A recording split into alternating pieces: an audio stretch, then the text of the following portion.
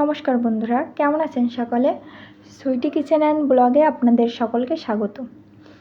আজ আমি খুবই মজার একটি রেসিপি নিয়ে হাজির হলাম। আজ যে রেসিপিটা আমি আপনাদেরকে দেখাবো সেটা আপনারা বিকেলে নাস্তা হিসেবে ব্যবহার করতে পারেন। এছাড়াও আপনাদের বাচ্চাদের টিফিনেও এটা আপনারা দিতে পারেন। এটা খুবই মজার একটি রেসিপি। এটা তৈরি করতেও আমাদের খুব বেশি কোনো কিছুর প্রয়োজন হয় না। অল্প কিছু উপকরণ দিয়েই আমরা এটা তৈরি করতে পারি এবং আমাদের হাতের কাছেই থাকে। তাহলে চলুন আমরা রেসিপিটা তৈরি করতে আমাদের কি কি লাগবে আমরা দেখে নিই আগে। প্রথমেই দেখুন, এই সাইজের পাউরুটি লাগবে। এই পাউরুটিটা আপনারা যে কোনো মুদি দোকানে পেয়ে যাবেন। এটা 25 টাকা 30 টাকা থেকে শুরু করে 50 টাকা 60 টাকা পর্যন্ত পাওয়া যায়। আপনাদের যেমনটা পছন্দ আপনারা তেমনটা কিনতে পারেন। আর লাগবে একটা ডিম।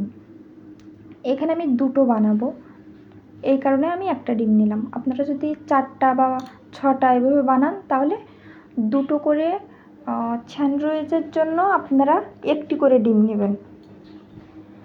এবার দেখুন, এখানে আমি প্রথমেই প্যানটা বসিয়ে দিলাম। এবার এখানে আমি সামান্য পরিমাণে তেল দিয়ে দেব। তেল দেওয়ার পরে আমি এখানে পেঁয়াজ কুচি দিয়ে দিলাম। এটার ভিতরে আমি আরেকটা জিনিস দেব, সেটা বলতে ভুলে গেছি। নুডলস দিতে হবে এটার ভিতরে। তো নুডলসটা আমি প্রথমেই ভেজে উঠিয়ে রাখবো। এবার নুডলসটা ভাজার জন্য আমি এখানে পেঁয়াজ কুচি দিয়ে দেব। পেঁয়াজ কুচি দিয়ে নুডলসটাকে খুব সুন্দর করে ভেজে নেব। কেটে রাখা কিছু টুকরো ঝাল, লবণ এবং হলুদ দেব। এখানে কিন্তু আমরা হলুদটা ব্যবহার করব। আপনারা যদি না চান তাহলে ব্যবহার না করলেও চলবে। তারপর আমি এখানে একটু মশলাটা দিয়ে দেব, খুবই অল্প পরিমাণে দেব।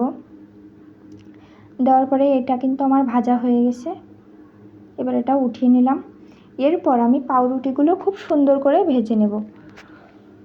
তেলে ভাজতে হবে, এই কারণে আমি কড়াইতে তেল দিয়ে আমি এখানে পাউরুটিগুলো খুব সুন্দর করে ভেজে নিচ্ছি। পাউরুটিগুলো একটু লাল লাল করে ভেজে নিতে হবে। দেখবেন আপনারা ভাজতে গেলে যখন পাউরুটিটা একটু শক্ত শক্ত হয়ে যাবে। এই রুটিটা কিন্তু আমি যখন প্যানে দিছি তখন কিন্তু রুটিটা কিন্তু নরম ছিল, কিন্তু এটা যখন ভাজলাম তখন কিন্তু শক্ত হয়ে গেছে।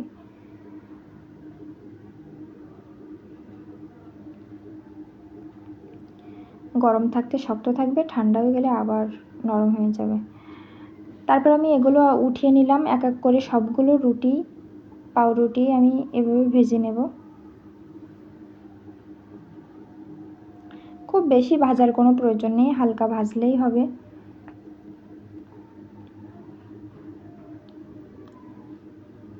এবার যেটা করতে হবে, এখানে আমি একটু বেশি পরিমাণে তেল দেব। এবার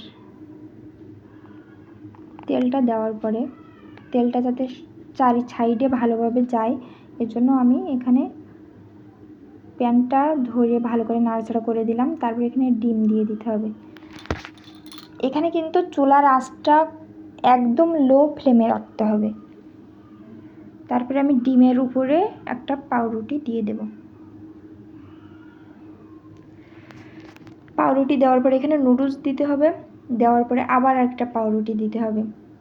দেওয়ার পরে এইটা কিন্তু এই যে উল্টিয়ে দেওয়া, এটা কিন্তু খুবই মানে কষ্ট, কারণ এটা অনেক সময় পড়ে যেতে পারে।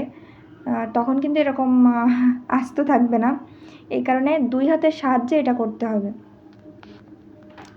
দেখুন, তারপরে এভাবে আমি চারি সাইডটা খুব সুন্দর করে দেব।